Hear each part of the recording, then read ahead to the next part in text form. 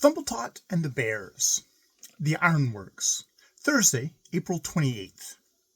When the wild geese and Thmbtt had helped Osa, the goose girl, and little Maps across the ice, they flew into Westmanland, where they alighted in a grain field to feed and rest.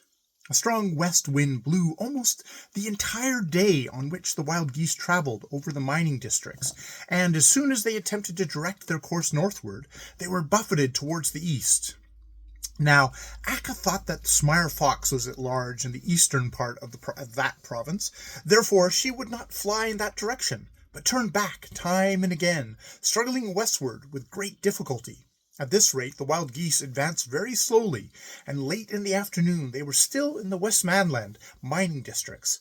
Towards evening, the wind abated suddenly, and the tired travelers hoped that they would have an interval of easy flight before sundown. Then along came a violent gust of wind, which tossed the geese before it like balls, and the boy, who was sitting comfortably, with no thought of peril, was lifted from the goose back and hurled into space. Little and light as he was, he could not fall straight to the ground in such a wind, so at first he was carried along with it, drifting down slowly and spasmodically, as a leaf falls from a tree. "Why, this isn't so bad," thought the boy as he fell. "I'm tumbling as easily as if I were only a scrap of paper. Morton Goosey Gander will doubtlessly hurry along and pick me up." The first thing the boy did when he landed was to tear off his cap and wave it, so that the big white gander should see where he was. "Here I am! Where are you? Here I am! Where are you?" he called, and was rather surprised that Morton Goosey Gander was not already at his side. But the big white gander was not to be seen, nor the wild goose flock outlined against the sky. It had entirely disappeared. He thought this rather singular, but he was neither worried nor frightened. Not for a second did it occur to him that folk like Akka and Morton Goosey Gander would abandon him. The unexpected gust of wind had probably borne them along with it. As soon as they could manage to turn, they would surely come back and fetch him. But what was this? Where on earth was he, anyway? He had been standing gazing towards the sky for some sign of the geese, but now he happened to glance about him. He had not come down on even ground, but had dropped into a deep, wide mountain cave, or whatever it might be. It was as large as a church, with almost perpendicular walls on all four sides, and with no roof at all. On the ground were some huge rocks between which moss and lignum bush and dwarfed birches grew. Here and there in the walls were projections, from which swung rickety ladders. At one side there was a dark passage, which apparently led far into the mountain. The boy had not been traveling over the mining districts a whole day for nothing. He comprehended at once that the big cleft had been made by the men who had mined ore in this place. "I must try to climb back to earth again," he thought. "Otherwise I fear that my companions won't find me." He was about to go over the wall when someone seized him from behind, and he heard a gruff voice growl in his ear. "Who are you?" The boy turned quickly, and in the confusion of the moment, he thought he was facing a huge rock covered with brownish moss. Then he noticed that the rock had broad paws to walk with, a head, 2 eyes, and a growling mouth. He could not pull himself together to answer, nor did the big beast appear to expect it from him, for it knocked him down, rolled him back and forth with its paws, and nosed him. It seemed just about ready to swallow him when it changed its mind and called, "Broomy and Mooly, come here, you cubs, and you shall have something good to eat." A pair of frowsy cubs, as uncertain on their feet and as woolly as puppies, came tumbling along. "What have you got, Mama Bear? Oh, may we see? Oh, may we see?" shrieked the cubs excitedly. "Oh, so I've fallen in with bears," thought the boy to himself. "Now Smyre Fox wouldn't have to trouble himself further to chase after me." The mother bear pushed the boy along to the cubs. One of them nabbed him quickly and ran off with him, but he did not bite hard. He was playful and wanted to amuse himself a while with Thmbtt before eating him. The other cub was after the first one to snatch the boy for himself, and as he lumbered along he managed to tumble straight down on the head of the one that carried the boy, so that the cubs rolled over each other, biting, clawing, and snarling. During the tussle, the boy got loose, ran over to the wall, and started to scale it. Then both cubs scurried after him, and, nimbly scaling the cliff, they caught up with him and tossed him down on the moss like a ball. Now I know how a poor little mouse fares when it falls into a cat's claws, thought the boy. He made several attempts to get away. He ran deep down into the old tunnel and hid behind the rocks and climbed the birches, but the cubs hunted him out, go where he would. The instant they caught him, they let him go so that he would run away again, and they should have the fun of recapturing him. At last the boy got so sick and tired of it all that he threw himself down on the ground.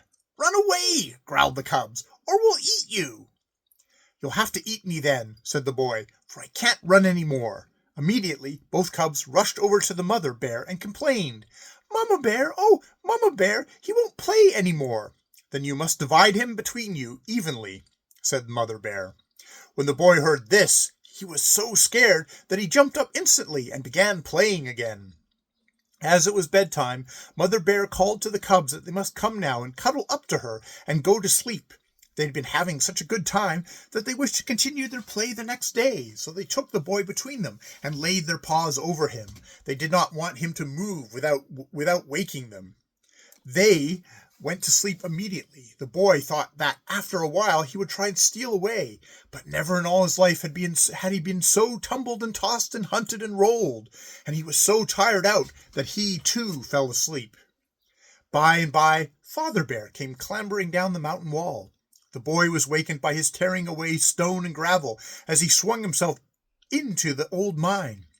The boy was afraid to move much, but he managed to stretch himself and turn over so that he could see the big bear. He was a frightfully coarse, huge old beast with great paws, large glistening tusks, and wicked little eyes. The boy could not help shuddering as he looked at this old monarch of the forest. "It smells like a human being around here," said the father bear, the instant he came up to the mother bear, and his growl was as the rolling of thunder.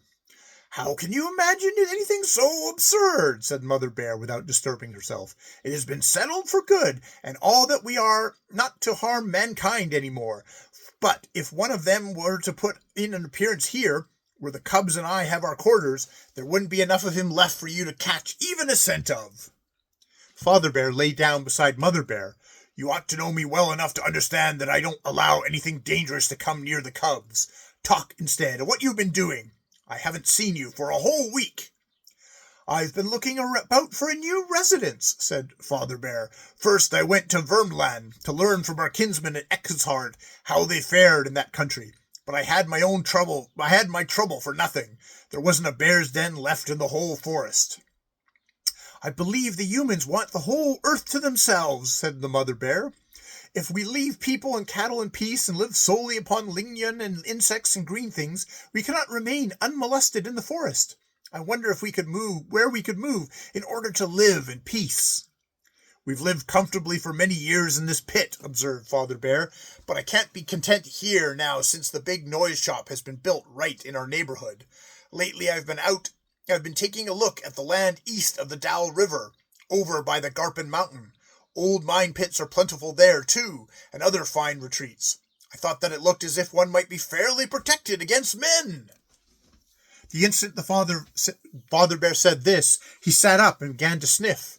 "It's extraordinary that whenever I speak of human beings, I catch that queer scent again," he remarked. "Go and see for yourself if you don't believe me," challenged Mother Bear. I should just like to know where a human being could manage to hide down here." The bear walked all around the cave and nosed. Finally he went back and lay down without a word. "What did I tell you?" said the Mother Bear. "But of course you think that no one but yourself has any nose or ears." "One can't be too careful with such neighbors as we have," said Father Bear gently. Then he leaped up with a roar. As luck would have it, one of the cubs had moved a paw over to Miles Horgeson's face, and the poor little wretch could not breathe, but began to sneeze. It was impossible for Mother Bear to keep Father Bear back any longer. He pushed the young ones to right and left, and caught sight of the boy before he had time to sit up. He would have swallowed him in an instant if Mother Bear had not cast herself between them. "Don't touch him. He belongs to the cubs," she said. "They have had such fun with him the whole evening that they couldn't bear to eat him up, but wanted to save him until morning." Father Bear pushed Mother Bear aside. "Don't meddle with what you don't understand," he roared. "Can't you scent that human odor about him? From afar, I shall eat him at once, or he will play us some mean trick." He opened his jaws again, but meanwhile the boy had time to think, and, quick as a flash, he dug into his knapsack and brought forth some matches, his sole weapon of defense, struck one on his leather breeches, and stuck the burning match into the bear's open mouth. Father Bear snorted when he smelled the sulphur, and with that the flame went out. The boy was ready with another match, but, curiously enough, Father Bear did not repeat his attack. "Can you light many of those little blue roses?" asked Father Bear. "I can light enough to put an end to the whole forest," replied the boy, for he thought in this way he might be able to scare Father Bear. "Oh, that would be no trick for me," boasted the boy, hoping that it would make the bear respect him. "Good," exclaimed the bear. "You shall render me a service. Now I'm very glad that I did not eat you." The father bear carefully took the boy between his tusks and climbed up from the pit. He did this with remarkable ease and agility, considering that he was so big and heavy. As soon as he was up, he speedily made for the woods. It was evident that Father Bear was created to squeeze through dense forests. The heavy body pushed through the brushwood as a boat does through the water. Father Bear ran along till he came to a hill at the skirt of the forest, where he could see the big noise shop. Here he lay down and placed the boy in front of him, holding him securely between his forepaws. "Now, look down at that big noise shop," he commanded. The great ironworks, with many tall buildings, stood at the edge of a waterfall. High chimneys set forth dark clouds of smoke. Blasting furnaces were in full blaze, and light shone from all the windows and apertures. Within, hammers and rolling mills were going with such force that the air rang with their clatter and boom. All around the workshops proper were immense coal sheds, great slag heaps, warehouses, wood piles, and tool sheds. Just beyond were long rows of workmen homes, pretty villas, schoolhouses, assembly halls, and shops. But there all was quiet, and apparently everyone was asleep. The boy did not glance in that direction, but gazed intently at the ironworks. The earth around them was black. The sky above them was like a great fiery dome. The rapids, white with foam, rushed by, while the buildings themselves were sending out light and smoke, fire and sparks. It was the grandest sight the boy had ever seen. "Surely you don't mean to say that you can set fire to a place like this?" remarked the bear doubtingly. The boy stood wedged between the bear's paws, thinking the only thing that might save him would be that the bear should have a high opinion of his capability and power. "It's all the same to me," he answered with a superior air. "Big or little, I can burn it down." "Then I'll tell you something," said the bear. "My forefathers lived in this region from the time that the forests first sprang up. From them I inherited hunting grounds and pastures, lairs and retreats, and have lived here in peace all my life. In the beginning, I wasn't troubled much by the humankind. They dug in the mountains and picked up a little ore down here by the rapids. They had a forge and a furnace, but the hammers sounded only a few hours during the day, and the furnace was not fired more than 2 moons at a stretch. It wasn't so bad but that I could stand it. But these last years, since they have built this noise shop, which keeps up the same racket both day and night, life here has become intolerable. Formerly only a manager and a couple of blacksmiths lived here, but now there are so many people that I can never feel safe from them. I thought that I should have to move away, but I have discovered something better." The boy wondered what Father Bear had hit upon, but no opportunity was afforded him to ask, as the bear took him between his tusks again and lumbered down the hill. The boy could see nothing, but knew by the increasing noise that they were approaching the rolling mills. Father Bear was well informed regarding the ironworks. He had prowled around there on many a dark night, had observed what went on within, and had wondered if there would never be any cessation of the work. He had tested the walls with his paws, and wished that he were only strong enough to knock down the whole structure with a single blow. He was not easily distinguishable against the dark ground, and when, in addition, he remained in the shadows of the walls, there was not much danger of his being discovered. Now he walked fearlessly between the workshops and climbed to the top of the slag heap. There he sat upon his haunches, took the boy between his forepaw, and held him up. "Try to look into the house," he commanded. A strong current of air was forced into the big cylinder, which was suspended from the ceiling and filled with molten iron. As this current rushed into the mess of iron with an awful roar, showers of sparks of all colors spurted up in bunches and sprays and long clusters. They struck against the wall and came splashing down over the whole big room. Father Bear let the boy watch with the gorgeous spectacle until the blowing was over, and flowing and sparkling red steel had been poured into ingot molds. The boy was completely charmed by the marvelous display, and almost forgot that he was imprisoned between a bear's two paws. Father Bear let him look into the rolling mill. He saw a workman take a short, thick bar of iron at white heat from a furnace opening and place it under a roller. When the iron came out from under the roller, it was flattened and extended. Immediately another workman seized it and placed it beneath a heavier roller, which made it still longer and thinner. Thus it was passed from roller to roller, squeezed and drawn out, until, finally, it curled along the floor like a long red thread. But while the first bar of iron was being pressed, a second was taken from the furnace and placed under the rollers, and when this was a little along, a third was brought. Continuously fresh threads came crawling over the floor like hissing snakes. The boy was dazzled by the iron, but he found it more splendid to watch the workmen who, dexterously and delicately, seized the glowing snakes with their tongs and forced them under the rollers. It seemed like play for them to handle the hissing iron. "I call that real man's work," the boy remarked to himself. The bear let the boy have a peep at the furnace and the forge, and he became more and more astonished as he saw how the blacksmiths handled iron and fire. "These men have no fear of heat and flames," he thought. The workmen were sooty and grimy. He fancied they were some sort of fire folk. That was why they could bend and mold the iron as they wished. He could not believe that they were just ordinary men, since they had such power. "They keep this up day after day, night after night," said the Father Bear, as he dropped wearily down on the ground. "You can understand that one gets rather tired of that kind of thing. I'm mighty glad that I at last can put an end to it." "Indeed," said the boy. "How will you go about it?" "Oh, I thought that you were going to set fire to the buildings," said Father Bear. "That would put an end to all this work, and I should remain in my old home." The boy was all of a shiver. So it was for this that Father Bear had brought him here. "If you will set fire to the noise works, I promise to spare your life," said Father Bear. "But if you don't do it, I'll make short work of you." The huge workshops were built of brick, and the boy was thinking to himself that the Father Bear could command as much as he liked. It was impossible to obey him. Presently he saw that it might not be impossible after all.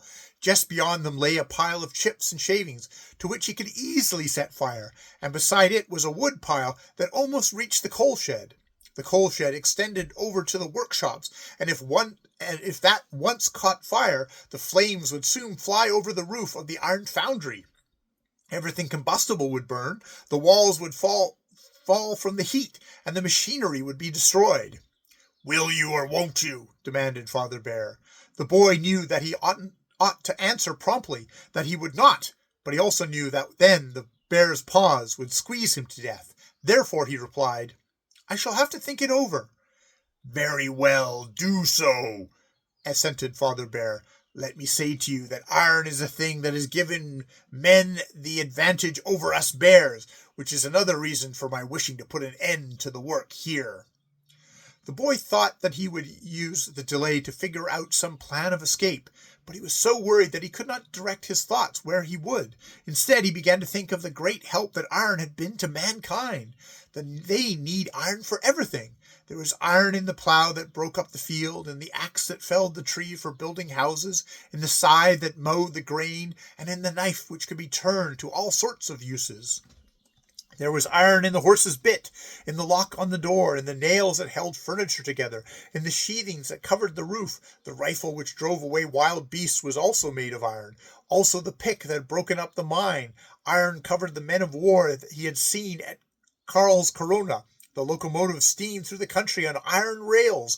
The needle that stitched his coat was of iron. The shears that clipped the sheep and the kettle that cooked the food, big and little alike, much that was indistinguishable, was made from iron. Father Bear was perfectly right in saying that it was the iron that had given men their mastery over bears. "Will you now? Will you, or won't you?" Father Bear repeated.